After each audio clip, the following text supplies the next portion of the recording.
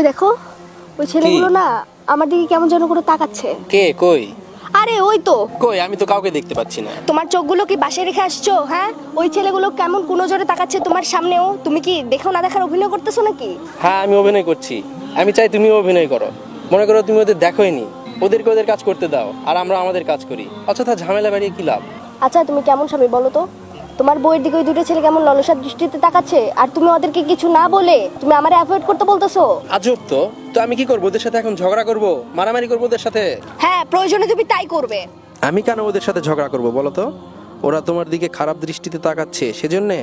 কিন্তু এখানে ওদের দোষটা কোথায়? এই যে তুমি এত সাজগুজ করে আসছো, কেন আসছো? জানো ওরা তোমার দিকে ললসার দৃষ্টিতে তাকায়। তোমার কি মাথা খারাপ হয়েছে? আমি ওদের জন্য কেন রূপসজ্জা করব? আমি তো ওদের চিনিও না। হ্যাঁ, তুমি ওদের জন্যই রূপসজ্জা করছো। এবং তুমি না, তোমার মতো প্রত্যেকটা মেয়ে এই কারণে রূপসজ্জা করে যে তারা যখন রাস্তায় বের হবে তখন রিকশাওয়ালা থেকে শুরু করে মুচিওয়ালা পর্যন্ত, এমনকি কিশোর থেকে বৃদ্ধ পর্যন্ত যেন তাদের দিকে কুদৃষ্টিতে তাকায়। আর ওখানে ম্যাড, আমরা মেয়েরা কেন চাইবো যে ছেলেরা আমাদের দিকে কুদৃষ্টিতে তাকাক? আসলে তোমাদের ছেলেদের চরিত্রটাই খারাপ, বুঝছো?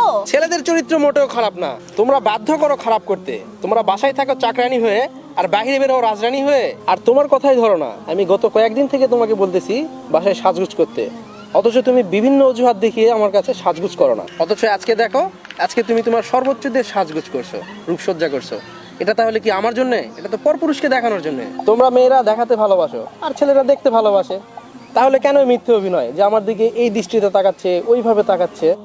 তাহলে তুমি কি চাও আমি বোরখা পরি? বোরখা পরলে কি সবকিছু ঠিক হয়ে যাবে? আমি তো অন্য মেয়েদের মতো বোরখার আড়ালে খারাপ কাজ করছি না। আমি আল্লাহকে বিশ্বাস করি এবং আমার ঈমানও ঠিক আছে, বুঝছো? তোমার ঈমান ঠিক আছে? তোমার কি মনে হয় আল্লাহর অস্তিত্বে বিশ্বাস করা আর মুসলমান ঘরে জন্ম নিলে কি কেউ পরিপূর্ণ মুসলমান হয়ে যায়?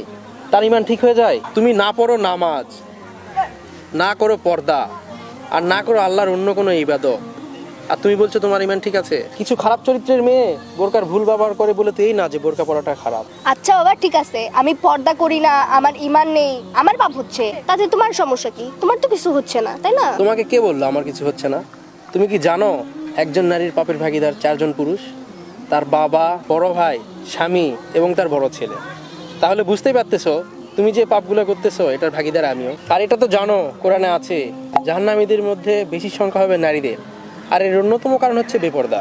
আর আমার মনে হয় পর্দা কিভাবে করতে হয় তুমি সেটাও জানো না। একজন নারীর যাদের সাথে বিবাহের সম্পর্কে আবদ্ধ হওয়া সম্ভব, তাদের সামনে পর্দা ছাড়া উপস্থিত হওয়া ঠিক না। একজন সচেতন মুসলিম ও তোমার স্বামী হিসেবে আমি চাই না আমার স্ত্রী জাহান্নামী হোক। আমি চাই তুমি ইহজীবন এবং পরজীবনে ভালো থাকো। আমি আমার ভুলগুলো বুঝতে পেরেছি এবং আমি এসব ভুলগুলো শুধরানোর চেষ্টাও করব। আমি তোমার পছন্দের হওয়ার চেষ্টা করব।